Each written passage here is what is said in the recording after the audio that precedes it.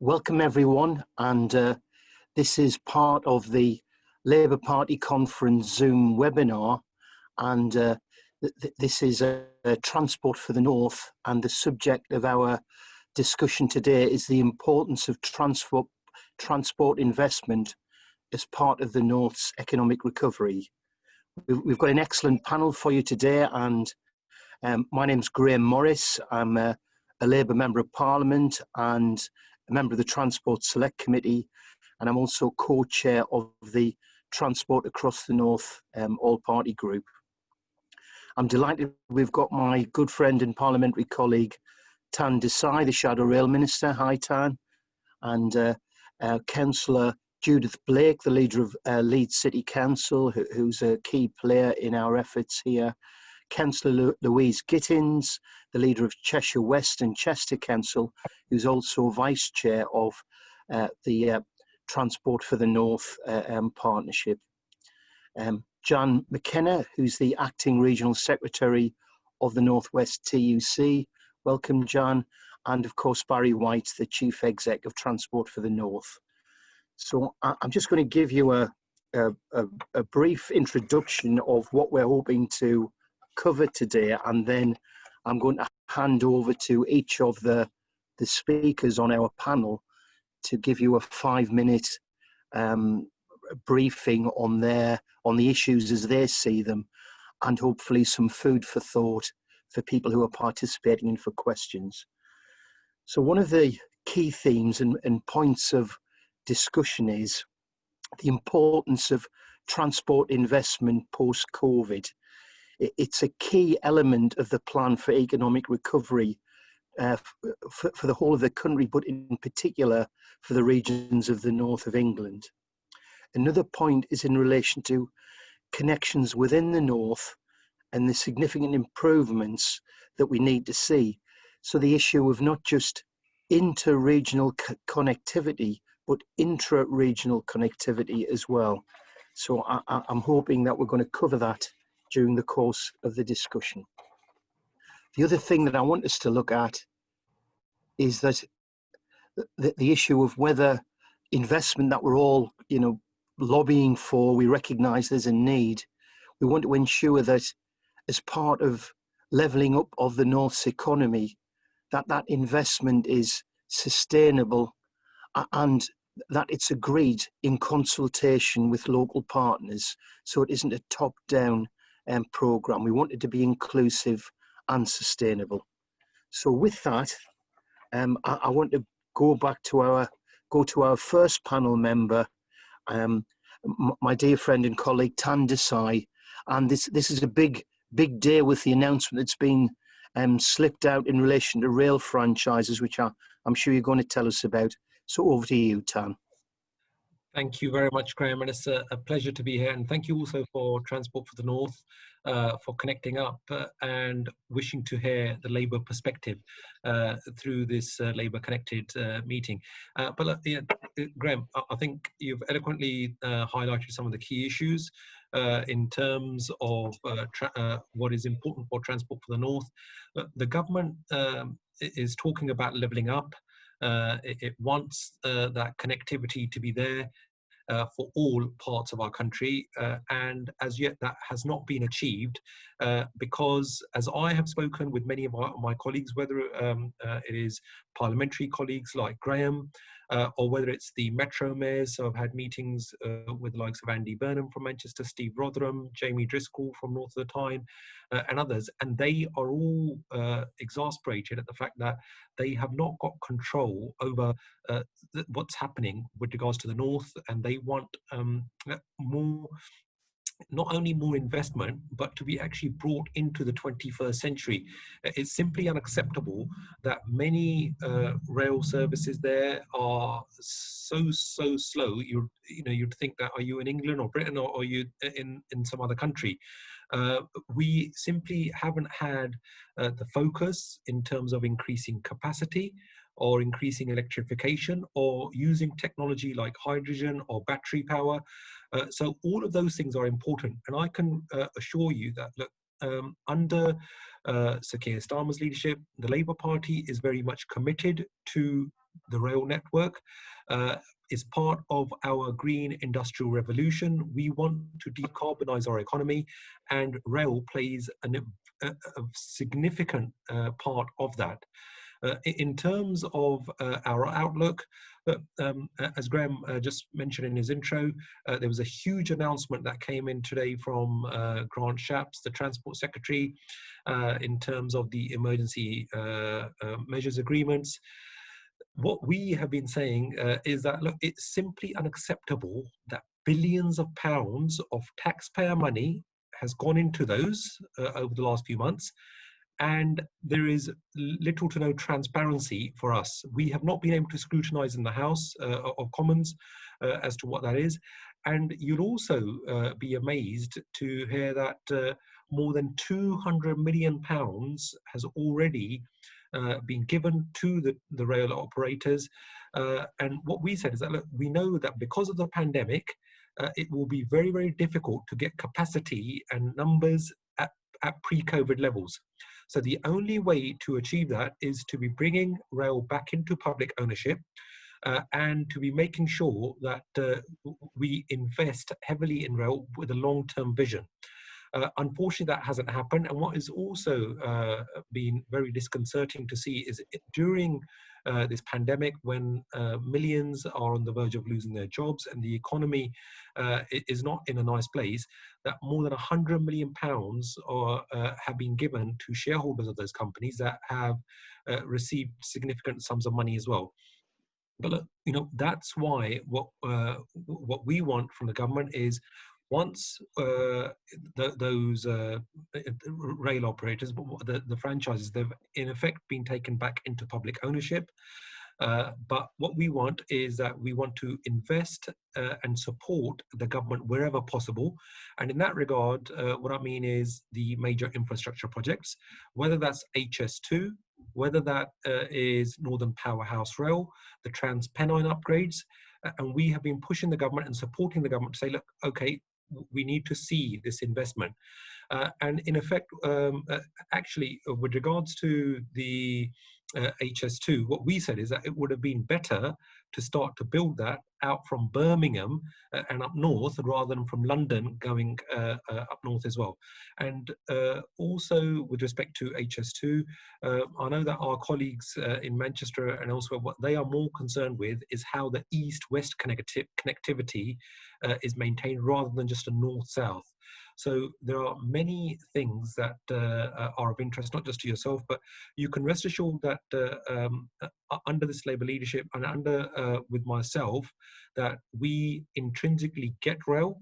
We want to work for the benefit of passengers, for the workers, the unions, as well as those that are the private firms that deliver many goods and services to the rail industry.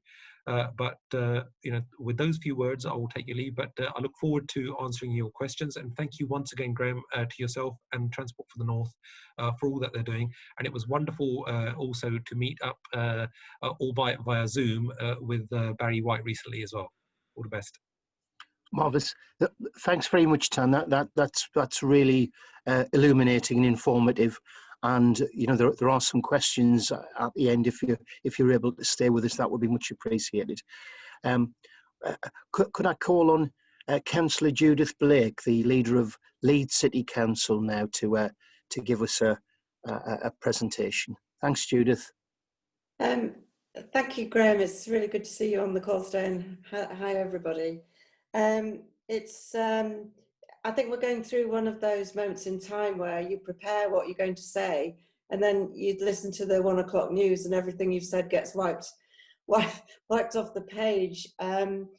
Clearly, all local authorities are absolutely focused on the current situation around COVID, as well as the implications of COVID on this broader agenda that we're talking about today. And just thinking about what we'd have been talking about if we'd been, you know, here a year ago, or the circumstances of a year ago had continued without the COVID intervention, and we'd have been in a very difficult place, and we'd have been talking about the still the need for investment, the fact of very poor performance, I have to say, across northern networks on rail. I mean, just looking back around Christmas, Transpennine Express was the worst performing operator, with only 41% of services on time and 6.6% cancelled. We were talking about, trains being absolutely rammed, short form trains, so people couldn't actually get on the trains when they did arrive, to a situation now where we don't know, to be quite honest, what the face of public transport is going to be like as we come through the other side of everything we're dealing with now. We don't know if the current work patterns, more people working remotely, working from home, is going to continue. All of these things, we have to try and take into account, but I don't think it should take us from our main focus, and certainly from a Labour Party perspective, highlighting just the sheer imbalance of money that's gone into the north in all forms of transport.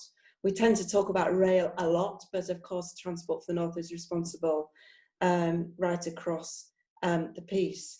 And the fact that investing in infrastructure, in new rail, whether it's HS2, Northern Powerhouse Rail, new routes, or indeed improving connectivity, improving stations, etc., it's all about the link to the economy. Transport for the North has been in existence for some time, but only relatively recently as a statutory sub-regional transport body, and I think it is the only one in the country outside of London, and probably will remain so for a long time from what I understand.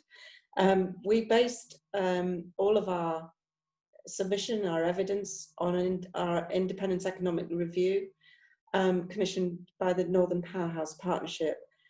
And it's that thread running all the way through, a link to economy, what is holding the economy of the North back?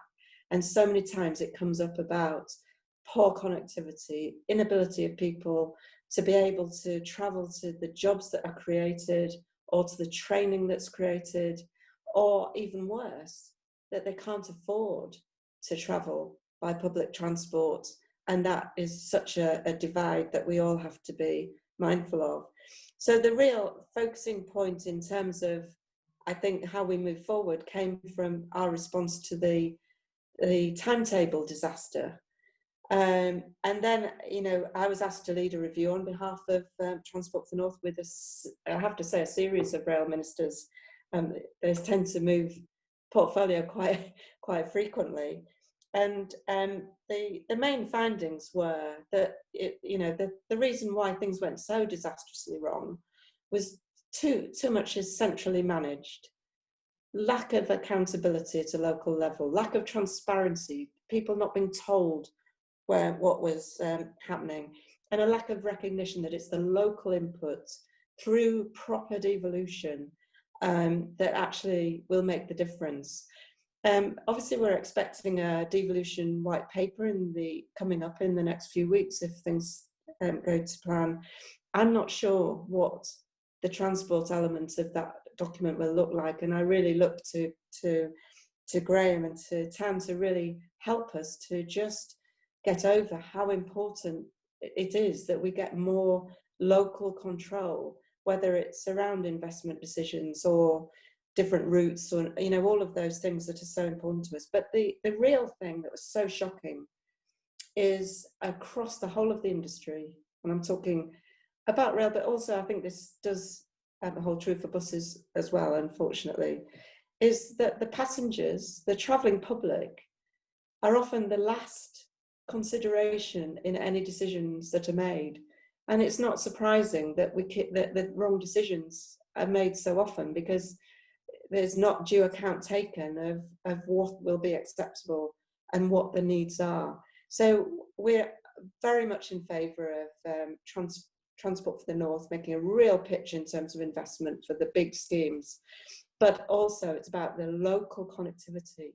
It's not just about the big schemes, it's about how people move around their local communities and beyond without having so they can get a job a distance away but not have to move house to be able to take it up. All of those things are so important.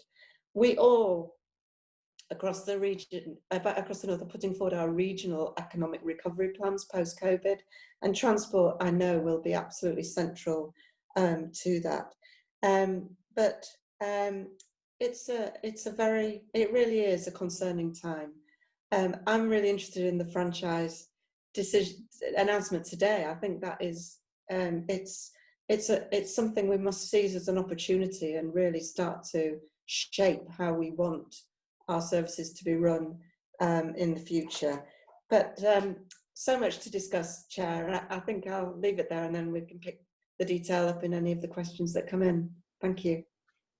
Thanks, Judith. You covered an awful lot of ground there, and a number of modes, rail and other transport modes, and highlighted some of the issues that we need to be thinking about, and certainly gave an indication of some of the things that are coming down the track.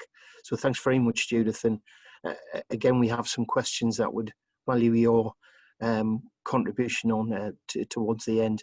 So can I now invite Councillor Louise Gittins, the leader of Cheshire West and Chester Council, who's one of the Labour Vice Chairs of Transport for the North.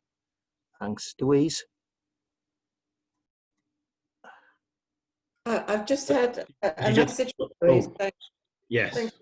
Just dropped out. Her connection's dropped out. Yeah, we're just trying to sort that at the moment, Grahame. Jay, are you able to speak? Great stuff. I'll let you. I'll let Grahame take over. Try and get Louise back in. Marvellous. So we're working on that, and Jay McKenna, who's the acting regional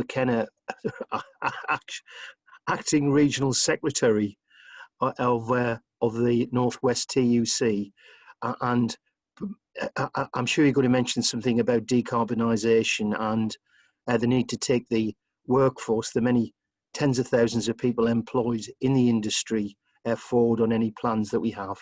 So, Jay, if you could, thanks. Yeah, I'm certainly acting at being myself at times, it feels, if not as regional secretary as well, Grahame. Thank you to Transport for the North for having us on this, and it does come at an interesting time, doesn't it? Because I think lots of us are reckoning with what work is like for us all, and you know, I think if you'd asked most people about transport investment now, they would automatically think of the big ticket items. They'd think of HS2, they'd think of you know, east-west connectivity across the north. They think about their needs and the things that they'd like to see. And it's probably very easy for lots of people to maybe think, well, do we need HS2? I think I've seen some stuff said today, you know, should we pause on Heathrow? Should we pause on HS2? And that would, I think, be repeating mistakes of previous years, really, to think like that. This isn't a now issue. This is about what we want rail to look like in 10, 20 years. There's all those important arguments for these, like increasing capacity, where there's been that failure to invest, really.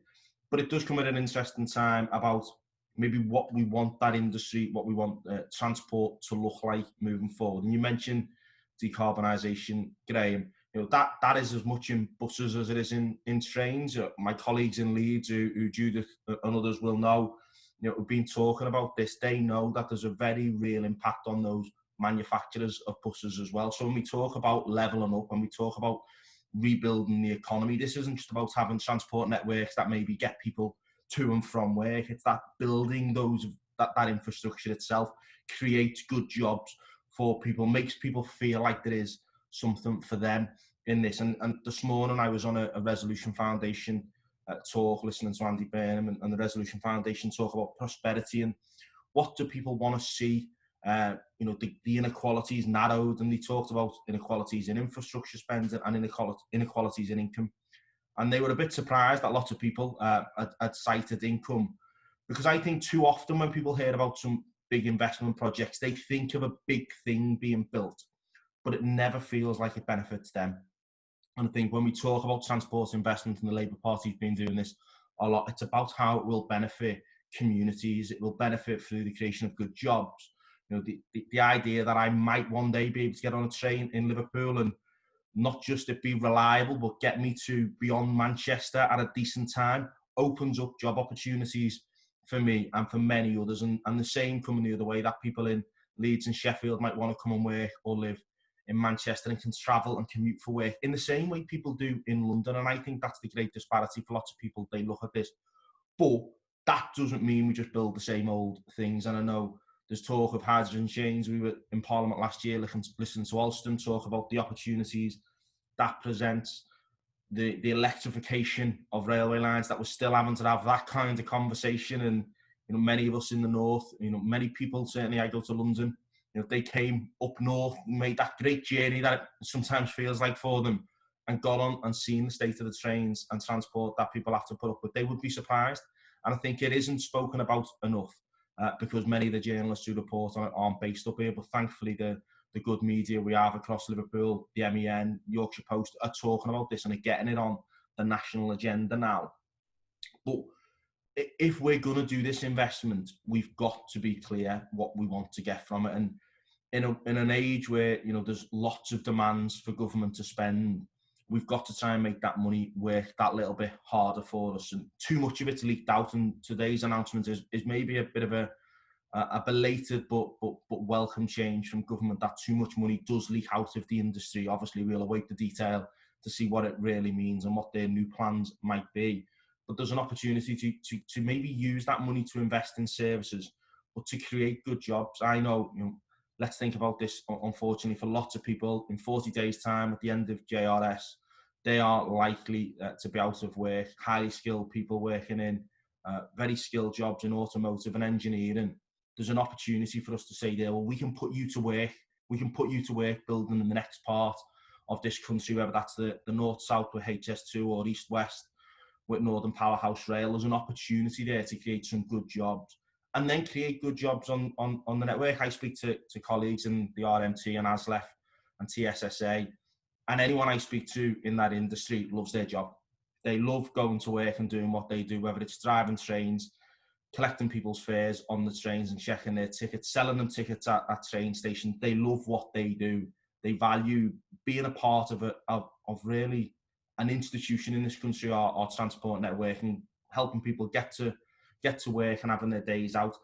And if we invest in that, we create good jobs. We make the north as a whole something where we can all share in that kind of prosperity, I think, that we'd like to see. So there is an opportunity here. I think it just remains to be seen whether government will take it, and they really need to take it. And I just really hope the conversation doesn't get caught up in a kind of, well, we've got to spend this money on protecting health and jobs now, when really this is about an investment of the future. This is about the people who'll be using our trains and our buses in 2030, 2040 and 2050, not those who may or may not be using them next year, as we maybe enter a bigger period of more people working from home. Those flexibilities we might want from work might mean that some people can go to Sheffield or can go to Birmingham for work a bit more regularly, but still live in Liverpool or Manchester. But just, it'd be remiss of me not to say, because I suspect Louise would have as well, we can't just see it, I think, in those kind of whole projects and that's enough. My fear from government is we might kind of see we'll build something from Manchester to Leeds, and colleagues in the northeast and colleagues on Merseyside will maybe feel left out. But I know representing people across the northwest, places in Blackpool, places across Lancashire, red wall seats that Labour will want to reclaim, people in East Lancashire, they will feel left out of some of this, because they will still be working on kind of antiquated trains and train lines and bus networks that don't connect them to the major conurbations. So we need to be thinking about those big projects that move huge metropolitan areas, but support in other areas as well. And I know that's a conversation that's taking place in Yorkshire, a conversation that's taking place in the northeast, that those rail lines need to connect in as well. Yep. Thanks, Jay. And while you've been talking there, Jay, there's a number of questions that have come in on the group chat. I agree with George Jones, who sent a message in saying that we often obsess with rail, and it's a big spend with HS2 and the large infrastructure projects, but for many communities, the bus is their only means of connectivity with neighbouring settlements and with the larger conurbations. So there are important things that we can do, looking at perhaps models elsewhere in London in terms of integrating and improving the service. But Thanks very much for that, Jay. That was really, really helpful, and you know, more food for thought there about how we can work together to deliver the sort of improvements that will really add value and bring benefit to all of our communities, irrespective of where they are in the north. So I think we're continuing. We're still having a problem with our connectivity. We've got Louise. Have we got her? Yeah. Here we are. Hi, Louise. Hiya. Hi. Nice to see you. Hiya. Nice. So, Oh, thank you. Thank you so much. I think it's taken me nearly as long as it takes me to get to Manchester Airport on the train as it has done to get back into here. So nice to see everybody. So I'm Louise Gittins, I'm leader of Cheshire West and Chester Council.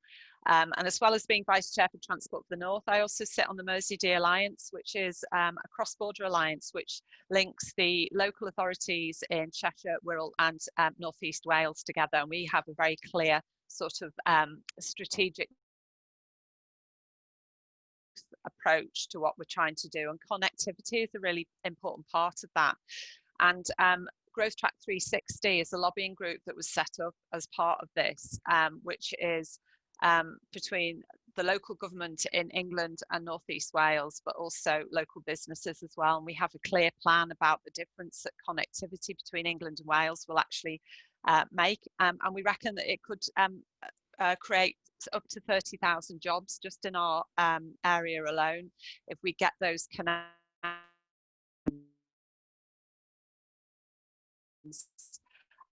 correct. So for our residents, they don't see borders, they see wanting to get from A to B, point that we need to think about as we go forward, trying to get from A to B. And I give the example of when I live in the Wirral, and it's 45 miles from Manchester Airport. I can drive there in under an hour, but part of my commitment to TfN is going on the train. So I can't get to a train station from where I live by walking, so I had to drive to my nearest train station. And by the time I'd gone via Liverpool and Manchester and then to Manchester Airport, it took nearly 2 hours. So it's sort of looking at, well, what incentives are there for people to get on a train and make those journeys? So our citizens need to be able to get from where they live to where they want to go. And I see the work of Transport for the North and our aspirations of trying to achieve that. So we need seamless, low carbon travel and also smart ticketing. So being able to, you know, buy your ticket and you can get to where you want to go, even if you're on a bus. I mean, that would be amazing, wouldn't it? The other issue we have is that domino effect that we currently get. So once Manchester gets blocked up, the whole of the north and into Wales starts to get blocked up as well. So we need to clear those connections. And we need to look at the whole of the north and Wales and Scotland and make sure all the bits of the jigsaw puzzle come together. And I think creating great places and really an excellent place to live must be a key aim in terms of delivering ambitions across the north and our sub-regions. And enhancing our transport connectivity will actually make many of the north's significant assets more accessible to everybody and allowing our populations to access jobs, recreation and leisure activities across the north and beyond. And I think all of this is really important for those wider determinants of health, so the impact it has on people's lives.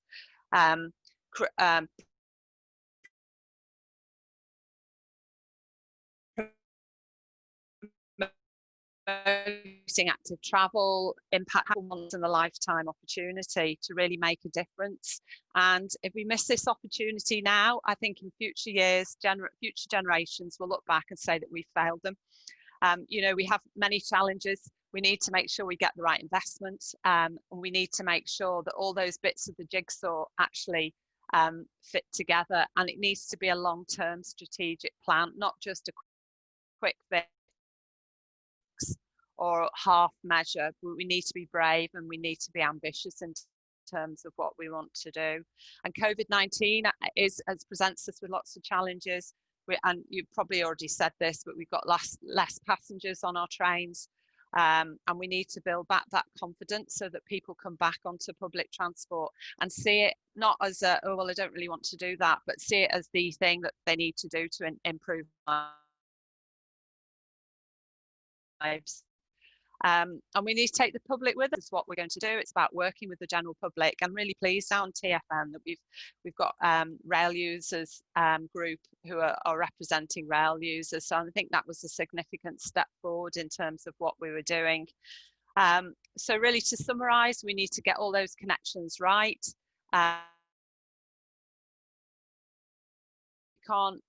We've got a once in a lifetime opportunity. We need to make sure that investment is there and not taking half measures, but really looking forward to a long-term view of the impact that not just trains, but the whole sort of active travel can make, connecting us across the country and building that economic growth.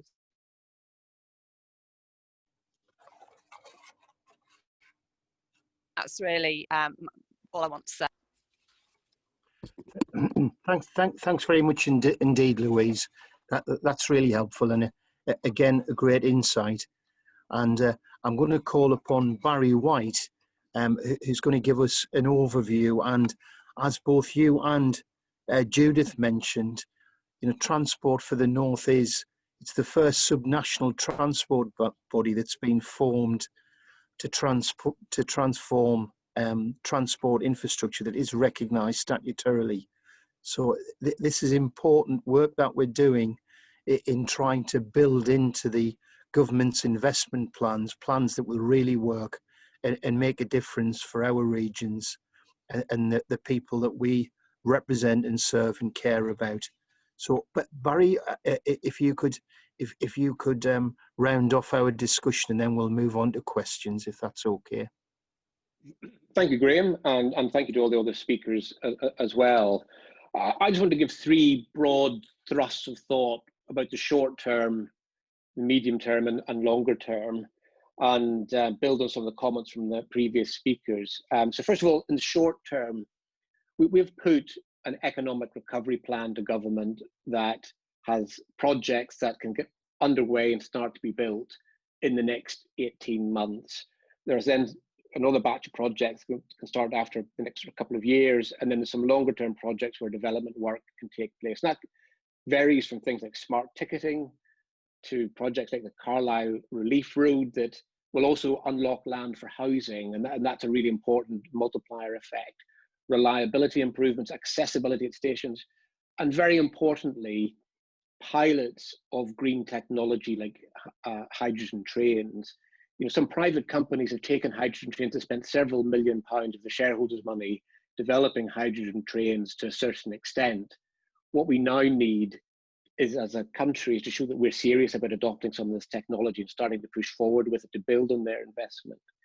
But what we want more than anything else is a pipeline that government commits to, and that pipeline will give confidence to private investors, but it will also provide construction industry with workload, and most importantly, construction workers with job opportunities and skills training as well. In the medium term, I think we will face a challenge, but also an opportunity in that many people will probably work from home more than they have in the past. And that will release some capacity on the existing rail network. And I think for us all, there's a huge opportunity in saying, how do we persuade people who currently use their car to leave their car at home, cycle, walk, or bus to the station, and get the train into where they work? And I think while that will provide a short-term challenge to the finances of whether it's a franchise or whatever replaces franchises, I think in the longer term, the medium term, how do we attract and win people, new people to use the railways to use up that released capacity? And I think actually people working from home is something that was going to happen anyway. We just have seen this accelerated. And I think for many people that provides a much greater work-life balance and flexibility, and is a good thing. The greenest journey of all is no journey. In the longer term, there are some big projects like Northern Powerhouse Rail and High Speed 2. We want Northern Powerhouse Rail to start to be built in 2024. And we think there's some real opportunities in the existing network, say between Leeds and Hull, to get work underway. But just to really stress how important that whole network is. So we held our first meeting as a statutory body in Liverpool in April 2018. A journalist travelled from London for that meeting. She was from York originally, and she just commented that day, her journey from London to Liverpool would have been faster than if she travelled a much shorter distance from York to Liverpool. And that's the right we're trying to wrong. It should be really easy or possible for somebody to live in York and work in Liverpool. And that's what Northern Powerhouse Rail, with HS2, because we use 80 kilometres of HS2's track for Northern Powerhouse Rail, can come together to provide for the North. It's also about Leeds to London, Leeds to the Midlands. It's about Wales in the Northwest to London. But what I want to stress today more than anything else, Northern Powerhouse Rail provides one of the biggest strategic opportunities for one of our major cities in Bradford to put what I think is a great historic wrong right. Bradford has suffered for many years with very poor connectivity, and Northern Powerhouse Rail can provide one of our great northern cities with hugely improved connectivity and life opportunities for those that live there. And that's really what we're talking about when we're talking about transport investment, is those sort of opportunities. Thank you, Grahame. Thanks, Barry. That's really helpful and a really useful summary. And you know, I can't help but agree when you mentioned the potential of hydrogen-powered trains, and it springs to mind as well. You know, when we had Jay McKenna, who was talking about the importance in terms of employment and you know, offering employment not just directly on rail but in manufacturing, and you know, we are very innovative. We did invent the railways, Stevenson and so on, and now we have developments like battery powered electric trains that have many potential uses, particularly on some of the lines that you mentioned. But please let's not forget the great northern cities in the northeast of England as well, because we often seem to be overlooked even within our own region. But thanks very much indeed, Barry. That was really, really insightful and a good summary. And we've been deluged with questions. Now, I'm not quite sure whether I should just pick some from the submitted questions or interspace them with some of the questions that were submitted a little earlier. So, but if I may, just while I get some advice on how we can take them, I've made some notes from some of the people who've joined our webinar and have submitted questions, but we've touched on some of these already. How important is it to transport infrastructure to getting the UK back on track post-COVID-19? Who would like to give a view on that? I mean, you've covered it to a degree, Barry, in your comments, but would you like to say something on that? So if I just, if you're happy for me just to kick off on that, I was speaking to somebody this morning actively involved in the construction industry, and they're seeing some private developers put work on hold. They're seeing house builders continue to sell houses quite well at the moment, but slightly wary in opening up big new sites. One of the bright lights has been Highways England and Network Rail continuing with their national programmes at a reasonable pace. But like many sectors, there is this real risk of job losses unless we do more to show that pipeline of work. And I think, you know, we want to actually be building up the skills in the industry. We want to be able to build HS2 and Northern Powerhouse Rail at the same time. So I think that's not just a case of retaining current skills, it's about trying to find a way in which we can have that pipeline of work that allows people to invest in training, to bring younger people into the industry, and to provide that greater continuity of work that I think is so important to allow the private and public sectors to work together on that skills agenda. Okay, thanks, Barry. Jade, would you like to, do you have a view on that? Yeah, sorry, just coming off mute. The usual Zoom challenge there, isn't it? But I think there's we talk, don't we, now, and we are talking rightly so, how do we recover from the economic crisis that's being caused by the pandemic? And we're talking about how we're going to create jobs to support people because their job might no longer exist. The market's disappeared. A colleague in GM said to me a few months back that the impact of this pandemic is going to be felt in the changed human behaviour. And there's a downside to that, people shopping online instead of visiting shops. But it will accelerate some of, how they will likely to behave in the future. There's an opportunity for us in that too. Let's bring forward what we were going to do in the future. We've talked for a long time now about transport investment, whether that's the Northern Powerhouse Rail, HS2, investments in buses, green. There is a real opportunity here to do something that the North needs. We absolutely need it. Nobody should be in any doubt that we need it. This isn't spending monies for spending's sake. Deliver something we need, and at the same time support jobs and transition them away from the kind of things that we've been building to create green jobs as well. There is a win-win to all of this. The North gets what it needs. However you vote in the North, it would be, very difficult to say that the North has the transport infrastructure it needs. We need it for people to get around, visit family, go to work, get back, reach those job opportunities wherever they might be. That's going to be a longer term ambition to make sure that there are job opportunities everywhere. So let's build what we need. And there's an opportunity to retain skills, but also give loads of young people opportunities in apprenticeships, because we know the rail industry is one of the better ones at doing that, creating job opportunities for not just those in the industry at the moment, but new people who want to come into it as well. Okay, thanks, Jay.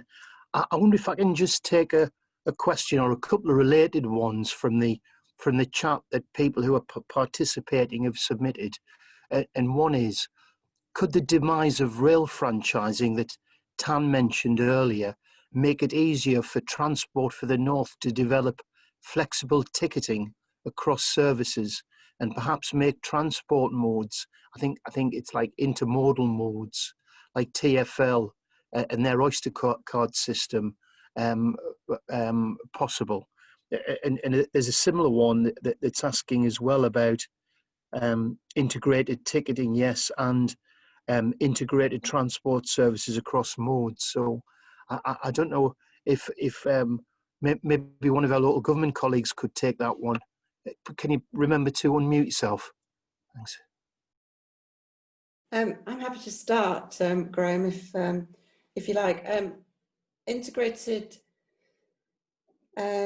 ticketing and full integration across the North was one of the first real dreams of Transport for the North, to be honest. And there's nothing more frustrating than just the myriad of different companies responsible for our public transport, and how complicated it is for anyone working out what tickets they need, how much they cost, all of the different deals that are available.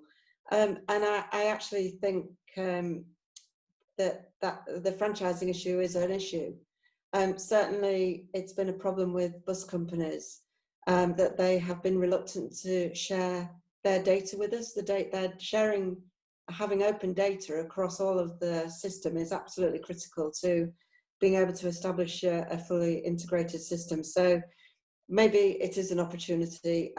We're very hopeful that although we haven't managed to pull off the project for the whole of the North, that we can move forward, and we need, to make sure that we get the ongoing support from the DFT to do this, that we can start some local pilots. We've offered West Yorkshire as a pilot area where we have been working closely with all of the different transport operators. I think it's a prize that's really worth hanging out for. And, there's nothing more stark than, getting on the train at at Leeds and off at King's Cross, and then just being able to use your mobile phone to go across London on any transport mode that you want, knowing that it'll be worked out to get you the best deal. And it's so frustrating not being able to have that anywhere near fruition at the moment. But maybe if we could all focus on getting some pilots up and running, then we could start to move it forward. But I think, franchising obviously has got in the way, and let's see what we can do. And the devolution models, to to a more regional base might help. Forgive me for interrupting, but there's another question and it's related to that. Right. And it's, you know, I was part of the transport committee that did an investigation into bus services outside of London. You know, looking at the franchising model and so on. And one of the questions we've got is, how are you in local government and your partners in businesses all working together in relation to your respective combined authorities? So Greater Manchester, West Yorkshire and the West Midlands, they do have devolved transport spending and additional powers. So the question is, are we working with them to try and introduce some of these integrated ticketing, integrated services? Judith, would you answer that? I just like to say it's still a bit of a distant dream for West Yorkshire. We're not quite there yet. We've got our mayoral election next year and we haven't got the full powers devolved to us yet. I know it's something that the other devolved authorities are really working on. The awful problem is the cost of moving out of the arrangements that we're in at the moment. But there is progress, and I really hope that it is a model that we can, you know, pick up and move forward. And I think from a party perspective, it's what we all want to see happen. And so let's try and work out how we can get from where we are to where we are, because there are lots of areas across the north aren't covered by those devolved authorities, and we need to make sure that everyone has the opportunity to benefit. Okay. Oh, Louise, I can see your hand up. Yeah, I just want to come in on that really, because we're working closely with the Welsh Government and Liverpool City region, and as we know, the Welsh Government's Labour government, and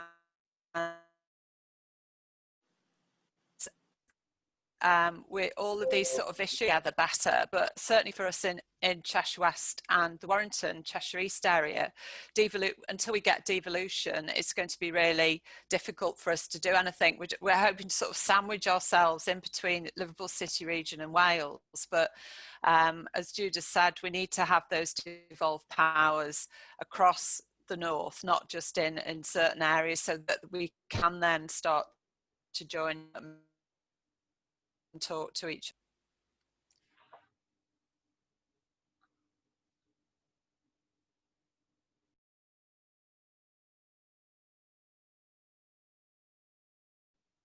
Okay, thanks very much indeed. Okay, thanks, Louise.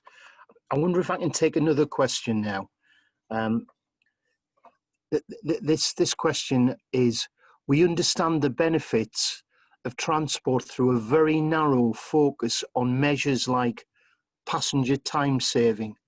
In fact, I think Judith and Louise, you mentioned this in your contributions. What else do you think should be taken into consideration when appraising transport projects to ensure the North sees a fair share of investment? Apart from just shorter journeys and saving passengers time. Shall I take that, Grahame? Yeah, yes, please. Yeah, I think it's an excellent question, because basically the rail system is such an important part of our country, and that can be deciphered from the fact that, you know, if we're going to take the climate crisis seriously and we want to tackle that, then we have got to green up in terms of our industry. We've got to green up our economy, and we've got to take people off the roads and onto rail. And it's not just about journey times, it's about the jobs that are created within the construction sector, the skills, the apprenticeships, in terms of getting more people into engineering jobs, what it does for our businesses as well, you know, and helping the advance within technology as well. There are so many things that this can help us with, and if we're talking about greening, you know, the green industrial revolution that we want to see, then it's about shifting jobs away from the more polluting elements of our economy to things such as rail. And we also know that because of the hard work of unions and others, that we have got good well-paid unionized jobs, which are incredibly important. And in terms of the wider economy, we know that when people can get from A to B faster, it's not just about people, it's also about freight. When that can go from A to B quicker, that's good for our shops, it's good for the retail outlets as well, because they can get their produce and their goods quicker. And what that also then means is that lower prices for consumers as well. So on so many counts, the rail network is incredibly important, and that's why we need to support it. We need to have a long-term vision, which is what Labour has been arguing for. Thanks, Tan. Tan, on a related question that I've just seen that's been submitted by Matthew, and he says, I wonder if you could answer this, Tan, because it says, if your shared objectives are to produce a digitalised, decarbonised, integrated, multimodal transport future, it has to be done in partnership and collaboration between the public and private sector. There isn't any dispute about that, is there, Tan? Do you want to say a few words on that? No, definitely not. Look, while our vision in terms of the overall infrastructure is that we want to take rail back into public ownership, and that's why it's good that the failed franchise model has finally been kicked out. There is so much scope for private firms in terms of the delivery of goods, in terms of the delivery of services, the technology, apps. Even Grahame, I was seeing a couple of apps on social distancing, how that is implemented within trains, within buses. All of that can be done. If we know, some of the panelists have been talking about the integrated nature of if somebody gets off a train, goes onto a bus, goes onto a tram.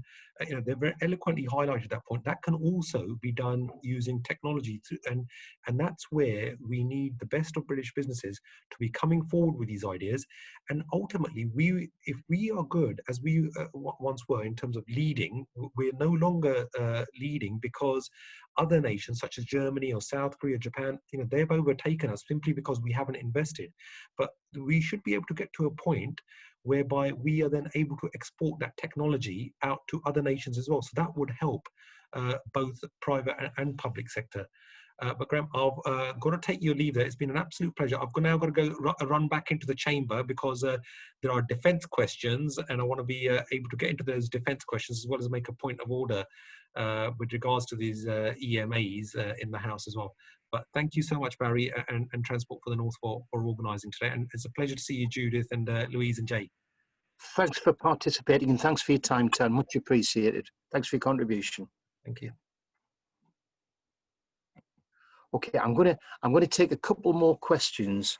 In fact, we don't have a lot of time because we're constrained a little. Maybe I can take one more, and we've covered much of the ground, both in the contributions and in the questions that have been submitted. Let's just have a look and see if I can pick one. Yeah. It was suggested that that Transport for the North may have fallen out of favour. I don't know whether that's just being deliberately controversial, but how do we see going forward the role of subnational transport bodies? Because I think ours is the only one in ensuring that the North's future, particularly in terms of transport investment, contributes to inclusive and sustainable growth. There's a controversial question. Who would like to go with that? I think we'll all want. Grahame, what it does present, and to lots of us, maybe this is our work, this is our day job. We'd look at that and know that there is an opportunity to work within this, and we'll do the best by the people we represent. For lots of observers, lots of people going about their everyday business in the North, they will look at that and go, another body, another one? What do we need? Another decision-making process? And the reality is we don't, and we shouldn't. But we will work with whoever is in power, and we will work whatever bodies are there across the North, because it is important, and something you just said being the most important.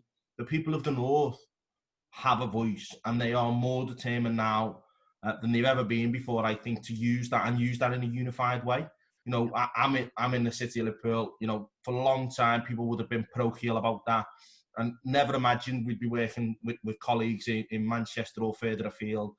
But we are, because we recognise that though them benefiting and them getting on benefits us, and that we can all work together, and that, you know, London is as a city isn't particularly big. It's Greater London that is the big area. And too often we almost divide ourselves down into our towns and our cities and our boroughs, and London looks out and sort of pulls everybody in. And I think that's what we've got to do as the North, to make sure we speak with one voice, and whether that's Grant Shapps' new body set up Transport for the North, or whoever is in power, we will speak with that one voice across the North. Yes, that's okay. Thanks very much, Jay. I think that's a really good summary and answer to the question. And I think because of where we are with the time constraints, I think I'm going to have to kind of wind things up. We'll try and endeavour to answer the questions in another way, maybe through the website. But can I first of all thank all of our panellists, Dhesi, who's unfortunately just had to leave to do some business in the Commons. But can I thank Tan very much for his contribution and for his support. Can I thank Councillor Judith Blake from Leeds for her insight and for her support. Can I thank Councillor Louise Gittins again for overcoming the technical difficulties of connectivity and for making a fantastic contribution and giving an insight from Cheshire West and Chester.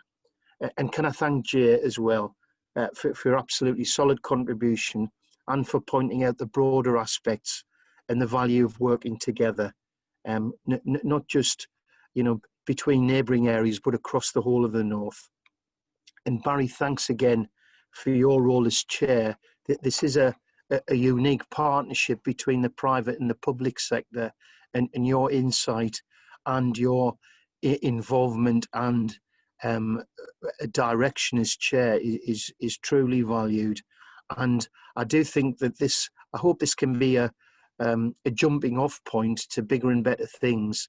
The government have made various pledges about substantial commitments to infrastructure investment. We've got to ensure that that investment is properly targeted, that will benefit the majority of people. And as many of our panellists have said, it isn't simply concentrated in the large conurbations in the North either. There are whole communities who are desperately isolated, who have no access to rail services, who rely on buses for connectivity, and we mustn't overlook them, and ensure that if we are moving towards, through ticketing and integrated services, that we do integrate bus and train services in a way that works for all communities, accessing not just employment opportunities and academic and learning opportunities, but, you know, the specialist health services, retail facilities, the great tourist attractions we have. So there's a lot to play for. And anyway, I would like to thank everyone who's contributed to this webinar and who contributes to Transport for the North. And please stay tuned to our website and follow us on social media. And once again, thanks very much for your contributions.